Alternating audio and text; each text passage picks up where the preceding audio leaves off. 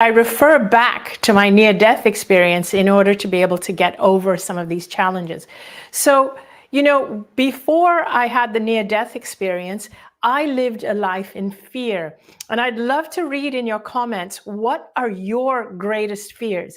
And I am going to ask my beautiful producer, Abby, to read out any super interesting comments. Make your comments interesting because we're going to choose the most interesting ones to read out, which I can then address. So I used to live a very fear-based life. And one of the things I noticed is that we're constantly being fed fear here in this physical world. Our mainstream media, our religions, even our education system, our medical system, they're always feeding us fear-based messages. So we go around living these lives in fear, in a state of fear all the time. It was only in death did I realize that I had nothing to fear. Because what is the worst thing that can possibly happen to you? The worst thing is that you can die. And what if you find out that death is actually quite beautiful? It's not that bad at all. And then when you get a chance to come back, which is what happened to me, I got this chance to come back into my body. I realized that nothing in life is really scary when you realize the worst case scenario is death. So people fear all kinds of things, like we fear ghosts, we fear death, we fear hell, we fear the other side, we fear things on this side. But when you realize who you really are, like your spirit, your soul has come here on a mission, your soul is protected in so many ways. Your soul, once you get in touch with your soul, this is what I really love to speak about is, I really love to talk about the other side and how to connect with our soul so that we can understand what is our purpose here. And we can understand that we actually have nothing to fear. So the reason why we fear so much is because we actually buy into all this fear-based messages, all the fear-based information that is being fed to us here. But if we can tune out these fear-based messages and tune in to who we really are, our souls, our higher self, even our deceased loved ones on the other side, if we can tune into that, that's when we start to lose our fear of not only death, but we lose our fear in life. We fear things like disapproval, and so we make our decisions from a place of fear. We fear things like not being good enough. We fear things like not having enough money, being alone, all these kinds of things. But one of the things that we don't realize is that we have far more autonomy or control over our lives than we have ever been led to believe. And when you realize that actually I have a choice, I have the choice of not being lonely, I have the choice of not needing disapproval, I have the choice of going after the job I want. And so we have a lot more choices than we believe. And when you realize that, you start to lose your fear. But what keeps you in fear is this belief that there is something outside of you that controls you and that keeps you in this mentality of being a victim to your circumstances. You are not actually the victim to your circumstances the way you believe you are. There may be certain things you've had no control over. You may feel, I have no control over what happened in my past. Maybe you were abused. Maybe you were born to in an awful family, or you were born with no money and born into poverty. There are a lot of things that happened in your past that you don't have any conscious control of. Maybe you chose them previously, but you didn't consciously choose them now. However, you have so much control over how you are going to shape your future. And the way to shape your future is by starting to let go of the fear of life, the fear of your past, the fear of death, the fear of religion, all these fears.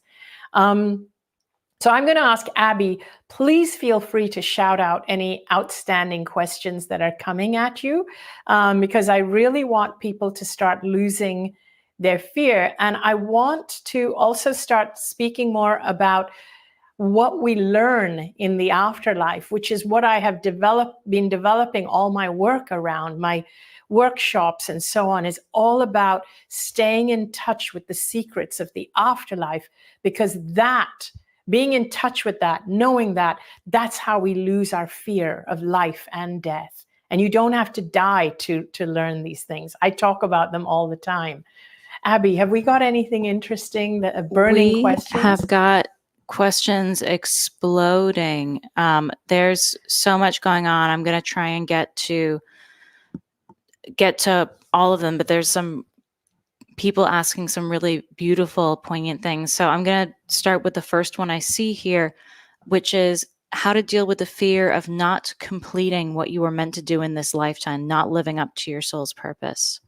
So I would say, so I wish you were in front of me, because then I could ask you, why do you feel that? Are you dealing with an illness?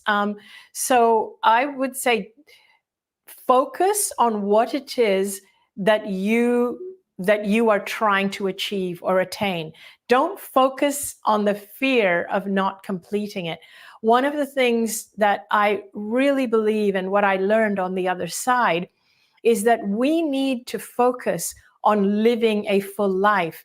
And even if you have to use your imagination to imagine, what will it look like? What does my life look like if I attained that, if I achieved that purpose I came here for? What would my life look like? If I could live whatever life that I wanted that feels like it would completely fulfill my desire, what would it look like? And that's what we need to focus on. One of the problems that we have, or the reason we run into problems, is when we live our lives from this place of fear, of always fearing that worst case scenario. I know sometimes we have to look at a worst case scenario just to see what is the worst problem that we can possibly have. But then I always invite people to then flick your mind, your imagination into, now, what is the best case scenario? And what is the outcome you actually want in this situation? And now start focusing on that outcome and start living your life as though you already have that outcome. So let me give you an example. Let's say you're dealing with an illness. What I would say when somebody is constantly afraid of the illness that their body is going through, and they're like, oh my God, my doctor told me this, I have a really dire prognosis, and he said I'm going to die, and blah, blah, blah. And so first of all, I say, if you have a doctor that tells you you're going to die, please leave that doctor and find another one and get another opinion. A doctor cannot tell you when you're going to die, and it's dangerous because they're planting thoughts in your mind. So, but what I would ask you to do, though, is that if you are scared of your illness, I would say to you, tell me what your life would look like if you had 100% clean bill of health. If you were told today by your doctor that you are free of all disease, you have your life ahead of you, you have 100% clean bill of health, what are you going to do with the rest of your life? And I want you to figure out, what would you do with that information? How would you celebrate? How do you want to live the rest of your life? What do you want to do to make the best use of your life? You don't want to go back to being the person you were before, because that was the person that got the illness in the first place. Who you were is what was making you sick. So now you got this clean bill of health. What do you want to do? And as you use your imagination to come up with what you want to do with your life, you need to start doing it even though your body is still physically dealing with the illness. Because what that does is, as you live out that life as though you have the clean bill of health, you're starting to train your cells to live that way.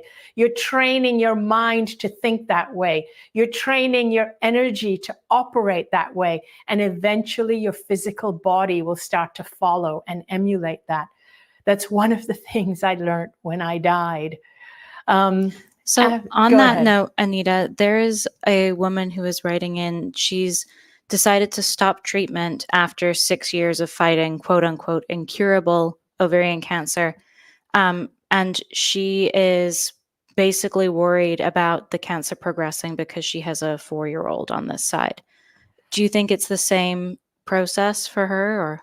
I do. And I'm going to stick my neck out there and say this, and this, I'm taking a risk here because it goes against mainstream medical protocols.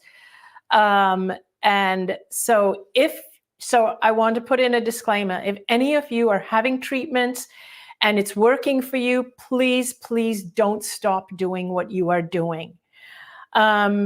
So here's the thing. I'm going to share with you just what I learned from my perspective.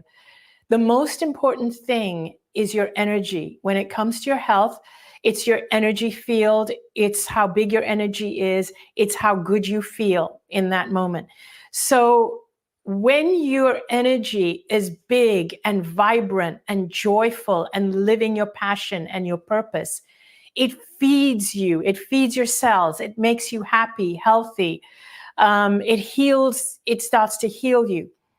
But when you are in a state of fear and stress all the time, and I mean all the time, worried about your child, worried about your disease, worried that you're going to die, that in itself is depleting your energy, which is depleting your body, which is actually causing you to be ill.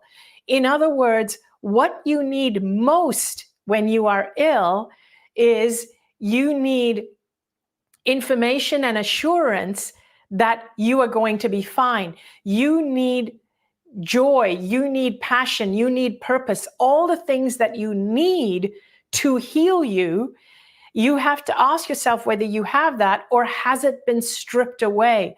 So in other words, I want to say this in as simple a way as possible. Imagine that you are depleted because your life has lost passion, your life has lost meaning, and you are depleted. And eventually it leads to an illness because you've been so depleted and you're lonely and so on. Now that you have an illness, you now feel even more stressed because you've been told that this is a very dire illness and it could lead to your death. So this extra stress depletes your energy even more and you get even sicker. Now I want you to think of the opposite scenario. You have been lonely, you have been stressed, you have been fearful for many reasons, and you have a bad relationship, blah, blah, blah. And as a result of that, your energy is depleted and now you develop an illness. Now imagine when you discover you develop an illness and then you start working with people who help you to determine why your energy is so depleted that it caused you to be ill. And imagine if people help you to come up with a wellness trajectory. So it takes you out of that fear-based place of, oh my God, now I'm dealing with ovarian cancer. Oh my God, I'm getting worse. I'm getting all the medical treatments and it's not improving. That fear is actually feeding your illness, not your wellness. What you need, even if you keep doing the treatment, I'm not telling you to leave the treatment. That is always your choice. But what you need is another type of treatment, whether alternatively or whether alongside. That's up to you. You need another type of treatment from people who will then help you to find your purpose, find your passion, find community, help you to have a reason to live, and all of these things, so that you no longer are focused on the illness, so you no longer are stressed, you no longer are in fear. And what that does is it increases your energy. It expands your energy field, expands your aura. And what that does is it starts to heal the cells of your body. So in other words, if the treatment is feeding the fear, the treatment is doing the opposite of what it's supposed to do. So I hope that message was clear. And if your treatment is making you feel good and your doctor, and you trust your doctor, keep doing it. Sorry, that was long-winded. But these are the kinds of things I talk about in my workshops and my retreats. It really is about, these are the secrets I learned in the afterlife. What is really important is your energy. It's not about what's going on in your physical body. Your physical body is a reflection of where you are at energetically in terms of, have I got community? Am I following my passion? And so on and on. What else have we got, Abby? We have got a lot. We've got a lot of stuff going on.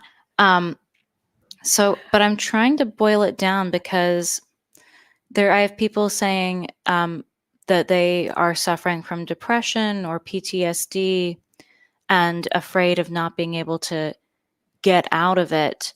I'm just trying to figure out what it's a big question. Yeah, exactly. I'm trying to boil it down to. I would recommend you watch my YouTube videos. I would recommend you read my books.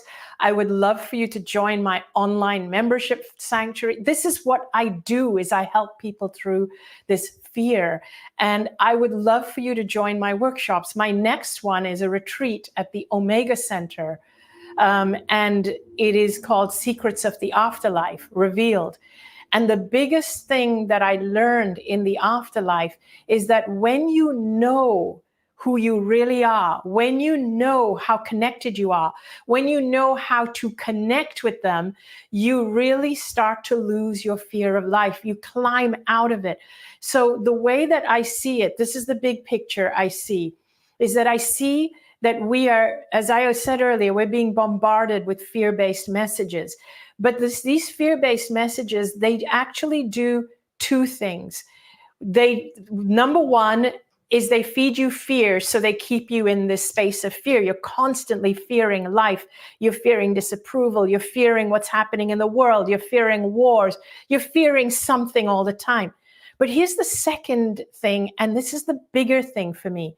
The more that you live in fear, the more you are actually cutting yourself off from the truth of the afterlife, the truth of what I learned. So on the other side, you have your soul that resides not only here through your body, but also continues on beyond this physical life. And you also have your guides and your deceased loved ones, and they're trying to guide you and speak with you all the time. But the lower your frequency, the smaller your energy, the harder it is for them to communicate with you. So the more you live in fear, the harder it is to receive those messages from them. So this is what I encourage you to do, is to turn down the fear-based messages, tune in to your guides, to your soul. And I would love, love, love for you to join me at my next retreat, which is at the Omega Center. We're going to put the details up in my bio or below this video, depending on where you're watching it. But it's at the Omega Center, where I speak to you about the secrets of the afterlife, and I will take you on deep journeys where you will receive your own answers. I will take you on simulated near-death experiences where you will greet or meet your own spirit guides and find out your own purpose and the reason why you are here. Thank you so much for tuning in, and please remember not to take on board all these fear-based messages. Get quiet, get into nature, listen to music, and start to tune in to the voices of the other side. Thank you so much, and I look forward to seeing you soon. Bye.